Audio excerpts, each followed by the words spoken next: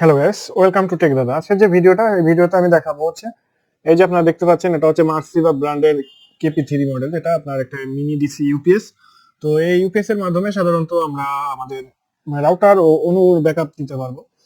অনেক সময় বিদ্যুৎ চলে গেলে পরে ওয়াইফাই বন্ধ হয়ে যায়, কিন্তু এই যে ইউপিএসটা, এটা ইউজ করলে পরে আপনার ওয়াইফাই লাইন চলতেই থাকবে, বন্ধ হবে না। ওকে, তো এই মিনি ইউপিএসটা আমি আজকে আনবক্সিং করে দেখাবো ও আমার রাউটার অনুর সাথে এটা সেট আপ করে দেখিয়ে দেবো, এবং এটাকে কতক্ষণ কি ব্যাকআপ দিবে সেটা আমি বিস্তারিত বলে দেবো। আর এটা বাজারের প্রাইস হচ্ছে, আমি কিনেছি এটা 2300 টাকা দিয়ে। okay? যে বর্তমান প্রাইসটা সেটা বলে দিলাম, 2300 টাকা দিয়ে এটা কিনেছি। অনেক ক্ষেত্রে 100 টাকা কম বেশি, এটা আপনাদের মার্কেটের পরিস্থিতির উপর হয়ে থাকবে। ওকে, এটা আনবক্সিং শুরু করা যাক। তো দেন এটা কিভাবে কি সেট আপ করবেন সব এ টু জেড ডিটেলস আমি দেখিয়ে দেবো। ওকে, তো চলুন আনবক্সিং শুরু করি, সেট আপ শুরু করি। ওকে, তো এটা আমরা আনবক্সিং করব। তো এটার প্যাকেটটা আমরা খুলি। ঠিক আছে, আমাদের যে ইউপিএস সেটা হচ্ছে, এই যে দেখেন, দেখে দিই। তো এই যে আমাদের যে ইউপিএসটি, তো এই যে দেখেন, এটা এখানে ওয়ালে পয়েন্ট করার জন্য দুইটা আহ, জায়গা দেওয়া রয়েছে আমাদের ইউপিএস এ। তো এখানে ইউপিএস এ দেখেন যে আপনার এসি মোড, যেটা চার্জে দিলে চার্জিং ইন্ডিকেটর দেখাবে, যখন চার্জার পয়েন্ট করা হবে, চার্জারে ঢোকানো হবে, তখন চার্জার পয়েন্ট করা হবে। তো এখানে পাওয়ার বাটন ক্লিক করলে পরে আপনার 30% চার্জ আমার ইউপিএস এ রয়েছে। তো আপনারা অবশ্যই প্রথমে এটা কিনে আনার পরে আপনারা ফুল চার্জ করে নিয়ে তারপরে আপনারা সেটেল করবেন। ঠিক আছে, এটা সেটআপ দিবেন। আচ্ছা, যে চার্জারটা থাকবে ইউপিএস এর, সেই চার্জার দিয়ে নিয়ে ফুল চার্জ করে নেবেন। ওকে, তারপর চার্জারটা একবারে আপনার রাউটার ও ওর সাথে কানেক্ট করে নেবেন। ঠিক আছে, তো এই যে দেখেন, এখানে ভালো এয়ার ফ্লো হওয়ার জন্য একটা সাইডে ফুটা ফুটা রয়েছে, এখানে কিছু ফাঁকা প্লেস রয়েছে, যাতে ইউপিএসটি বেশি গরম না হয়, বেশি হিটিং ইস্যু না হয়, সেই জন্য এখানে এয়ার ফ্লো হওয়ার জন্য প্লেস রয়েছে। ঠিক আছে, তো এই যে এখানে দেখেন পাওয়ার যে বাটনটা, এটা চাপতে ধরলে আপনার ব্যাটারি ইন্ডিকেটরে শো করে। ঠিক আছে, তো এখানে এই যে দেখেন 12 ভোল্ট, 12 ভোল্ট, আর এই যে মাঝখানেটা হচ্ছে 9 ভোল্ট, তারপর 5 ভোল্ট। ঠিক আছে, টোটাল তিনটা আউটপুট রয়েছে। ওকে, আরেকটা রয়েছে আপনার মোবাইলে চার্জে দেওয়ার জন্য ইউএসবি পোর্ট। ইউএসবি পোর্টের মাধ্যমে আপনি সহজেই পাওয়ার ব্যাংক হিসেবেও চার্জ দিতে পারেন আপনার মোবাইলটাকে। আর যে হলুদ বাটনটা, এটা হচ্ছে আপনার চার্জিং বাটন। ঠিক আছে, এই ইউপিএসটা চার্জে রাখার জন্য যে এই যে সাদা চার্জারটা দেখতেছেন, অনেক ভালো কোয়ালিটির একটা চার্জার। তো এই চার্জারটা আপনি আপনার ইউপিএস এ চার্জে দেওয়ার জন্য, চার্জে রাখার জন্য এটা ব্যবহার করবেন। আর সবসময় তো আপনার এটা চার্জার ইউপিএস এর সাথে কানেক্টেড থাকবে। ঠিক আছে, এই চার্জারটা এই যে পাওয়ার বাটনে নিয়ে নেবেন। এটা 12 ভোল্টের একটা পাওয়ার সকেট। ঠিক আছে, তো এটা আপনার চার্জের জন্য, এটা এই পয়েন্টটা।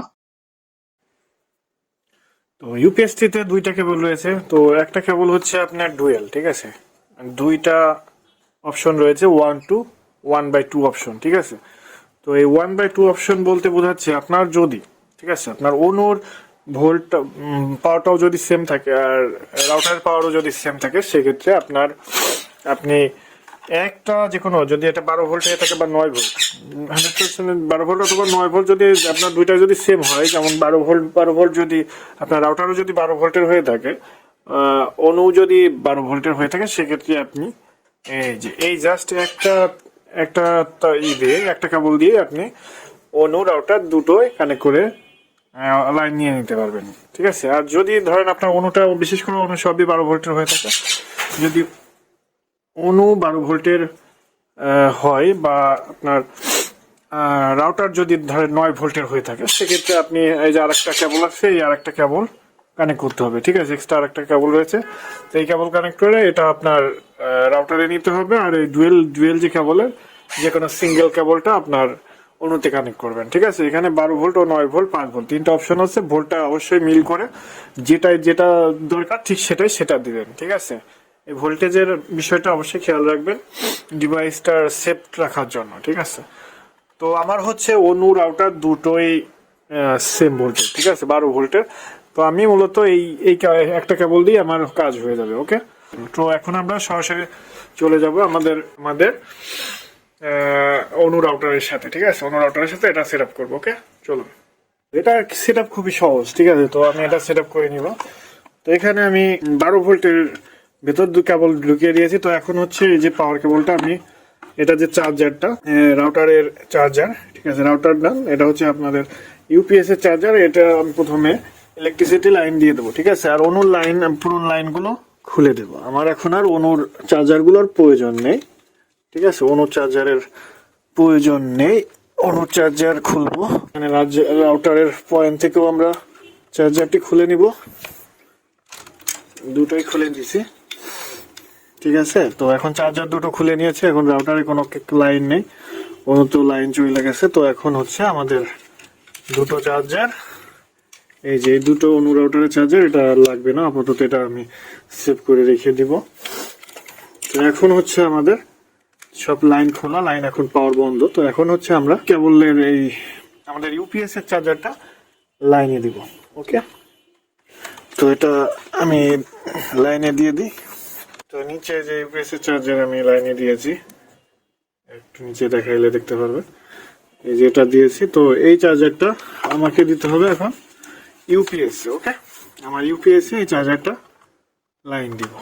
এখানে দেখেন, এখানে এসি মোড আছে, 30% চার্জ, এটা অটোমেটিকলি চার্জ হচ্ছে। ওকে, তো যাই হোক, আমি ফুল চার্জ না দিয়ে, আপনারা অবশ্যই ফুল চার্জ করে তারপরে এটা সব সংযোগ দিয়ে দিবেন। তো আমি এখন সংযোগ দিয়ে দেবো। এখন হচ্ছে আমরা এইটা রাখবো, এইখানেই রাখলাম।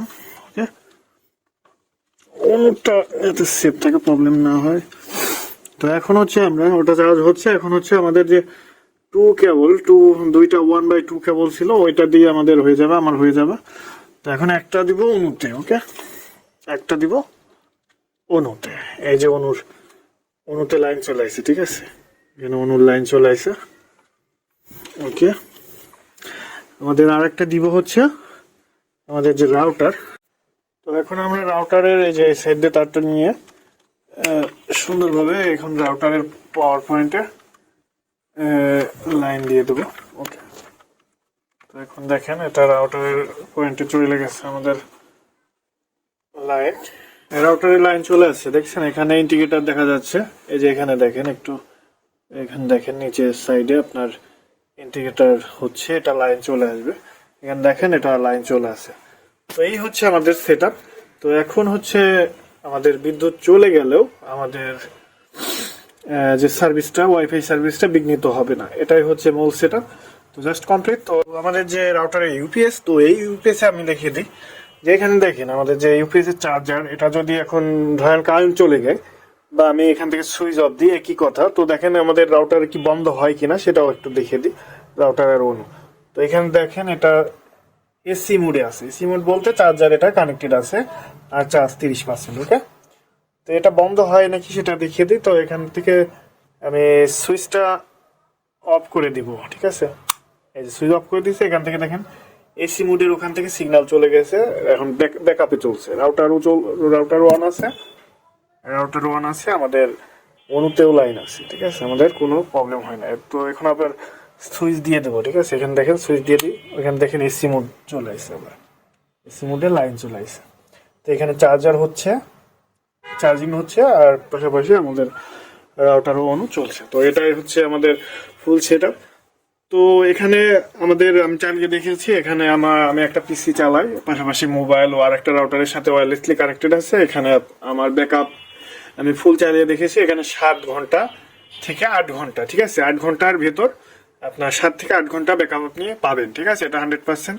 তবে এটা দেখা গেছে পরবর্তীতে একটু কম হইতে পারে, এটা ব্যবহার অনুযায়ী। আর অতিরিক্ত বেশি ডিভাইস কানেক্টেড থাকলে সেক্ষেত্রে দেখা গেছে 6 ঘন্টা পর্যন্ত চলে আসবে, ঠিক আছে, এমনটা হবে। 6 থেকে 7 ঘন্টা, 8 ঘন্টা এমনটা আপনি ব্যাকআপ পাবেন, ঠিক আছে, 7 ঘন্টা ব্যাকআপ পাবেন নর্মালি ইউজ করলে। ওকে, তো এটাই ভিডিও। তো আশা করি ভালো লাগছে। Good bye. অবশ্যই চ্যানেলটাকে সাবস্ক্রাইব করে রাখেন।